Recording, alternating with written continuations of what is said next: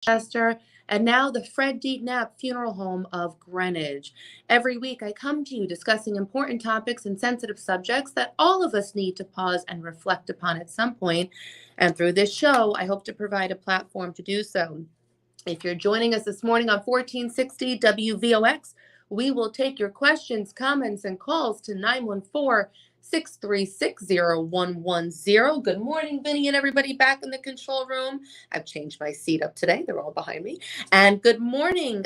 Tim Judge is behind the camera remotely today, GreenwichLocal.com. Good morning to all my Facebook Live viewers. Happy to see you guys. Missed you all last week, but I was off doing great things with my daughter. And joined with me today, I have Maria Angelova, quite the Renaissance woman, author, mind-body expert, neuro-linguistic programming practitioner, Pilates teacher, columnist, and the CEO of Rebellious International, a name that I love and I want to get to. But good morning. Oh, I am so happy on this Monday to have you help motivate so many of us. You're a fascinating woman, Maria. You moved to the U.S. from Bulgaria. You pursued your education. You have an MBA in finance. And I think it's quite the dichotomy, the financial world and the mind-body world. But I can see why you made the transition. But tell us a bit about yourself and how you grew into this amazing role.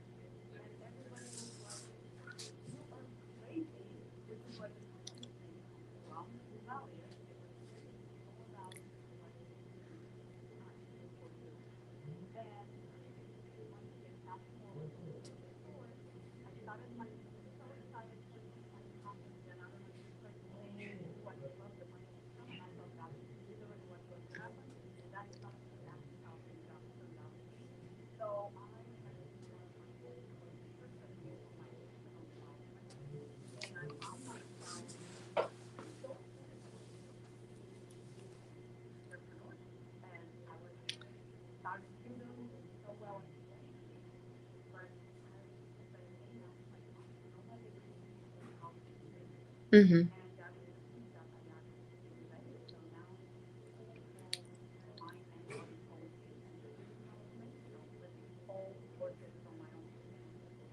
So, Maria, tell us, do you have a physical location that people go? Are you more dealing with people through online Zoom contacts that you're more coaching them? I mean, are you more of in a physical realm, or um, people can just connect to you from anywhere for help? Okay.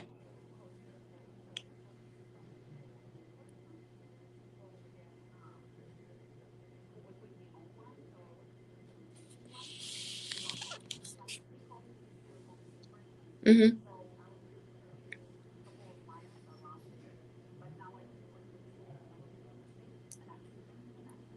Wow. So I think that the awakening you had, a lot of people are following suit.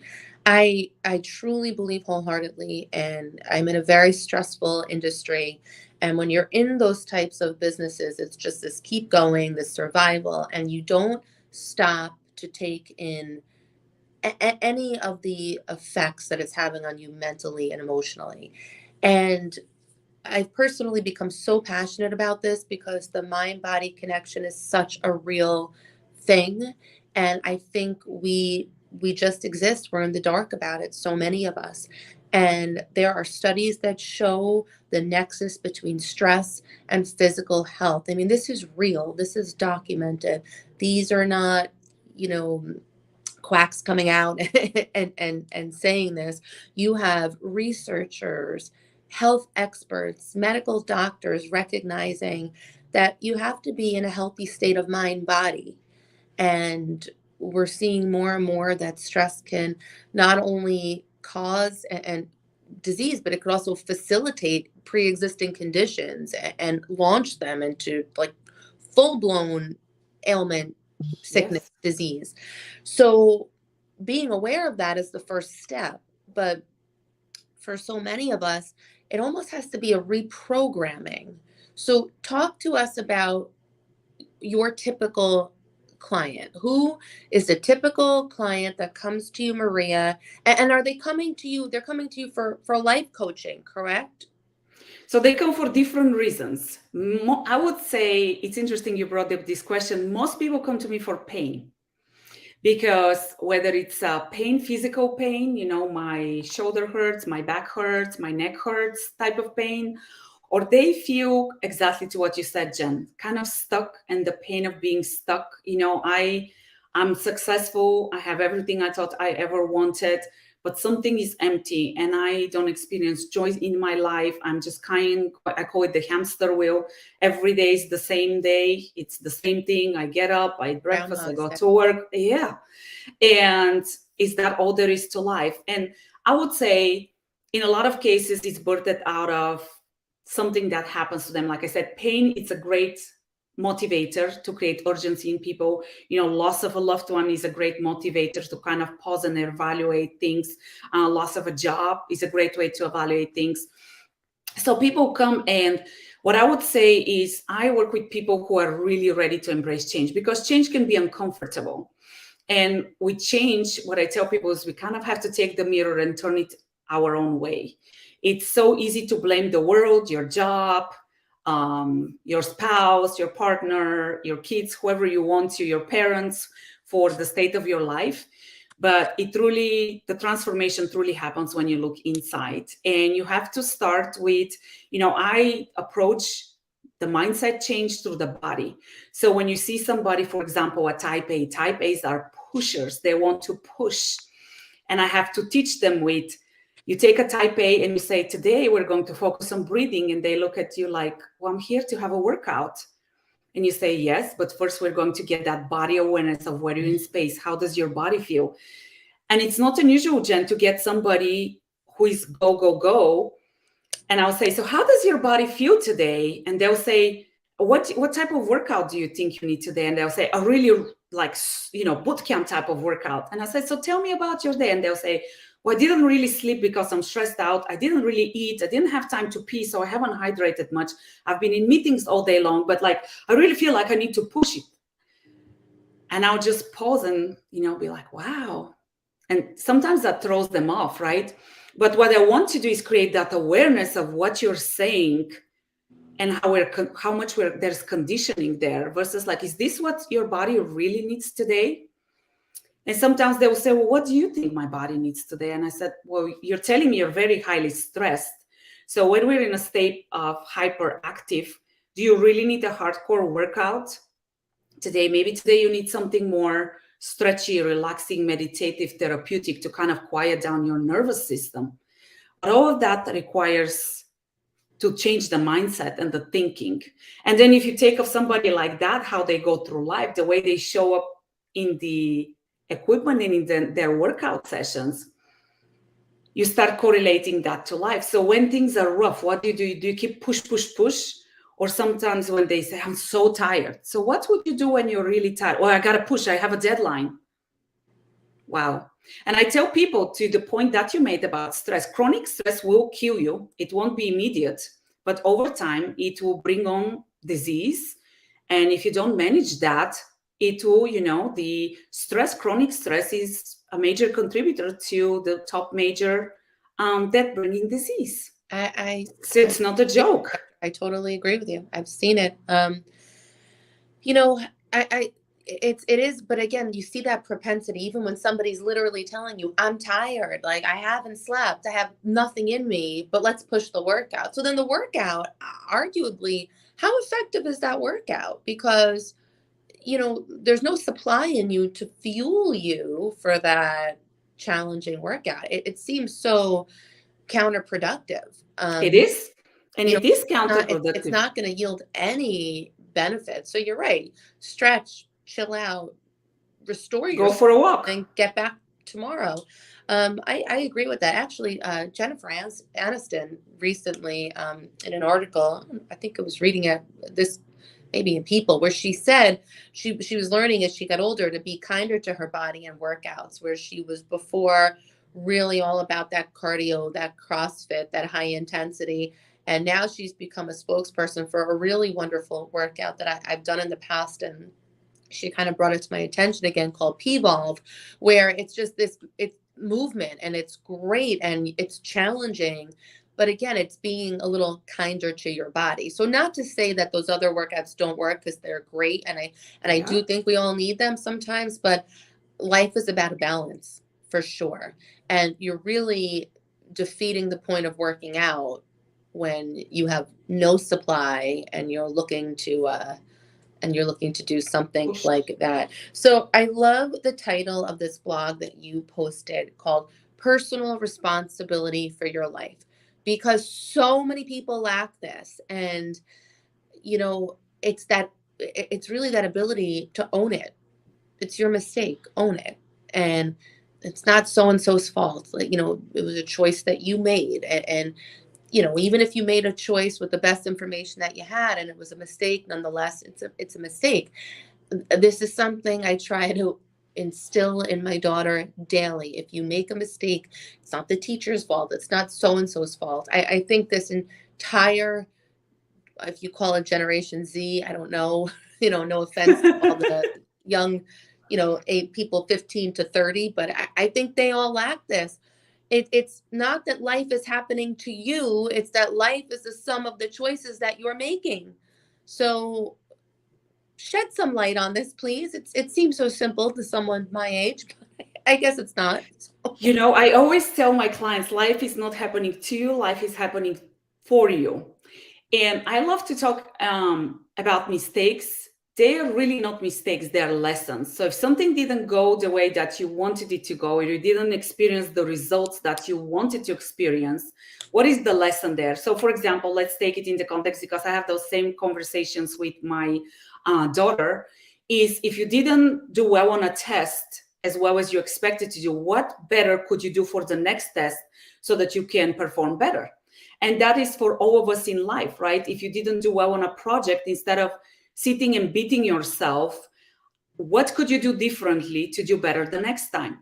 There are no mistakes in life. There are only lessons. And in terms of personal responsibility, I talk a lot about personal responsibility in the context of self-care, because we are also not taught to prioritize self-care. Self-care is on the bottom of the list. I have to go to work, I have to be a mom, I have to do this, I have to do that. And if I have time and energy, I'll take care of myself. No, it needs to be reprioritized where you're on top of the priority list. And when you have a cup full, then you can take care so much better of your rest of your responsibilities. And Jen, I think that's something very relevant for kids nowadays, because I don't know about your daughter, but technology is not serving those kids well. It's not serving No, well for their it's posture. ruined them. It's It's ruining them. really, I mean, not to be doom and gloom here, but it's really responsible for this collective cognitive, social, emotional Social, emotional, yep. And Mhm. it's, I think collectively as a society, we're seeing it in kids, we're seeing it as an adults. Mental health is becoming an issue. Diseases, Yeah. chronic diseases are becoming an issue. And not to oversimplify it, but when we take personal responsibilities for our health, we can do so much better. I mean, our healthcare system is failing us, and proactive I agree. well-being is becoming a thing But it's nowadays. yes, go ahead. No, it's all of the conditions and factors around us are pointing towards you have to take personal responsibility for your health, for your well-being, for your actions. It's a And starting point. It's definitely the starting point, because when you do that, when you take that responsibility, then you realize, okay, so this is what I need to do for myself. This is not it's not a luxury, it's a necessity. I need to be healthy. And especially, if you want to be the greatest parent for your children, you have to take that personal responsibility to take care of your health. And mental health is such a real thing. And even I feel like myself, I've had an awakening recently, because you just go and you keep doing status quo, and you're right, life is groundhog's day every day, and all these things you feel that are happening to you, and then when you shift that perspective to realize, you know what, like, I chose this, I allow this to happen. It's not self-deprecating, it's just responsible. And again, that's probably the greatest lesson for your kids, that if you're owning up to something, they're going to learn that practice as well. But taking responsibility starts with an awareness that you want to be your best self, an awareness of where you've fallen short. Again, not mistakes, lessons. Okay, well, this happened, but really, why did it happen? And sometimes it's that you allowed it to happen. So, a heightened awareness is really a great way. It's a great way to live your life, with a heightened awareness of your role in situations. And you know what, Jen? I always say that awareness is the first step towards transformation. You cannot change anything unless you're aware where Hmm. those opportunities are, where those, just this morning, I was talking to a client about habits, right? Where are those habits which are not serving you well? And another great point that you made is when we talk about kids, it's one thing preaching to the kids, you should do this and this. It's another thing when you demonstrate with your action and when your behavior Hmm. of, this is how you eat healthy. This is, don't just tell them go exercise, but they watch you that you don't exercise, right? Right. You have to set up an example. And we can have such a transformative power for our society as a whole, because when you feel good, when your energy is high, you project that energy to the rest, to your colleagues, to your family, to your friends. When you feel crappy, same thing, you project a very different level of vibes around you. That's so true. So, Maria, you're also an author. You have a book that's called Mind and Body, and you chronicle kind of your own journey, where you describe yourself as hitting rock bottom, and you had this amazing realization. Can you share a bit about that with us? Yeah, so the book was birthed. The first chapter is really my story and how I got to doing what I do. When I started my studio, I had no intent of doing any kind of mindset work. Again, it's just the way the journey progressed. And then the rest of the chapters, they're really 10 prompts that prompt you to get that body awareness to what is your body telling you about your state of being. Because I tell people your body is an expression of you physically, mentally, emotionally, and spiritually. So if any one of those pillars is off, your body will reflect it. We're just so checked out of, how we experience life that we don't pay attention. But the book, really, the hitting rock bottom was I had a successful job by society standards, right? I made good money, I had great benefits. But behind the scenes, I was highly stressed out. I had anxiety attacks. I could not sleep. I was exhausted. I was going through that repetitive Groundhog Day experience. And there was really not much joy there. And I quit voluntarily. And like I said, I expected it's going to be this amazing journey that started with me tanking down financially, mentally. I was not in a good state. And I didn't know where to start, Jen. And that's when I said something has to change. And I put myself in mindset coaching classes and I started working on myself. So speaking about what we just talked about, the change starts with awareness of where were my limiting beliefs, what was I needing to work on, and then very importantly, taking action. Because if you're just aware but you don't take the action, nothing Hmm. will change. So taking those action, and I have to say the action is outside the comfort zone, because a lot of times you have to spend time. What's the number two reasons people don't invest in themselves? Time and money. I don't have time. I don't have the finances. You have to prioritize them to find them. So the book takes you through those steps, through those limiting beliefs. I was very much of a perfectionist. I was very much of a control freak. I was very much of push, push, push to get to what I need to have. But I forgot about the joy in daily life, about experiencing life daily. And life was, even though in the front, it was successful because that's how society defines success. On the back, there was this hollowness, that hollow existence of just going through the motion. And that is what the book is about. It's to create that awareness in you of, how am I doing in those aspects of my life? Where can the awareness increase? So it's really to awaken that awareness. And the last chapter is giving you tips for self-care. What are some things you can do to take care of yourself? And the other thing I want to bring up, Jen, is people think that they need 3 hours a day of, sitting in a Buddha-like position and right? We have all of these expectations, or you have to go to the gym and kill yourself doing a workout. And I can tell you how many, I would say, especially middle-aged women I work with, who say, I don't like the gym. I don't know what to do at the gym. The gym intimidates me. And guess what? Therefore, you're not going to go to the gym, right? So you have to find something that works for you. Mm-hmm. And that's how you start building habits. Because I tell people, once you fall in love with movement, you don't have to work out a day in your life. There's very true. There's so many ways that you can be productive and move. Something as simple as a walk. It's just, again, it's on a beautiful day, go for a walk, go outside. I mean, you think it's something that it's so simple, but there's so many benefits that derive 100%. from that.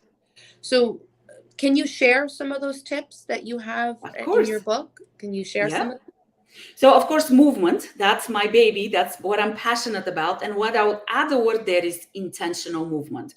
So, and Jen, I don't know if you can relate to that. Do you ever, let's say, go to the gym and hop on the treadmill and you maybe put the news on and you go and do your walk or run, but you have no recollection of what you did because that's what you do every day, versus being aware of, so today I should walk faster or slower because maybe I had a stressful day. Maybe something is bothering me. Maybe I haven't slept well. So maybe today I need to slow down the pace. So being intentional about what you do, intention goes a long way into anything that you do throughout the day, but especially add it in the context of movement. So are you aware of, maybe if you have scoliosis and you're tilted sideways, are you working that weaker side, or are you just going through the motion and pumping the weights, right? That's awareness. So movement.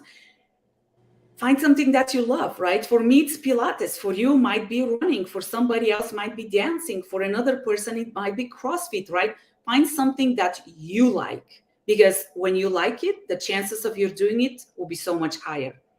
Right. And there's so many there's so many things that are available now that we're not. Different types of fitness. And Pilates is great. I wholly subscribe to that. I wish I wish I had the time to do it more, but I used to do it religiously 3 days a week. And a very good friend of mine had a similar pivot to you in the corporate world and opened up a Pilates studio. So, and she recognized the health benefits from it as well. So plug for Pilates today for sure. Yes. So movement is one of the key pillars. Another one is mindfulness. So how intentional are you about going through the day? Is there really intention, or are you just going through the motion? People think of meditation, and this is another thing I would say, you have to find the things that work for you, right? So if meditation is not your thing, probably, you can find alternatives to staying mindful, such as go for a walk. I tell people you can be in a state of meditation when you prepare your cup of coffee. Just be very super intentional about how you pour the water, right? How you sip your coffee versus just going through the motion. Yeah, it's just a matter of just stop and acknowledge. Be present. Yes. Just realize what you're doing. You're absolutely right. And I think when you do baby steps like that and it starts there, it's going to trickle up, that you're going to find yourself doing it more. How can you give the website where people can find you and connect to you? Because before our time runs out, I want to make sure people have that. Sure. It's mindbodyexpert.com. And then my other one is, you flashed it as well, is rebellious-studio.com. So Mind Body Expert is more on the mindfulness and speaking piece. And then Rebellious Studio is more on the Pilates as well. So people can people do online classes with you? Yes, they can. And I do privates as well as group. Wonderful thing. Yeah, especially for people who have that intimidation to go into those gyms. And I totally get that. That's a real thing. But that's wonderful. So they can do like on-demand classes or like one-on-one. Both, either or. Wonderful. And Yeah. like I said, So you Pilates have is a options, great way to, it's really all about low impact movement. but very Well, effective. Maria, I knew that would happen. Our time came very quickly, but Rebellious International, you are quite the modern day rebel. I enjoyed talking to you, Thank and I you, encourage Jen. everyone, mindbodyexpert.com, to learn more about Maria. And this is Thank you, Jen Jen. Graziano, thanking you for taking the time to listen as we took the time to talk. Have a great day. Stay well, everybody. Bye-bye.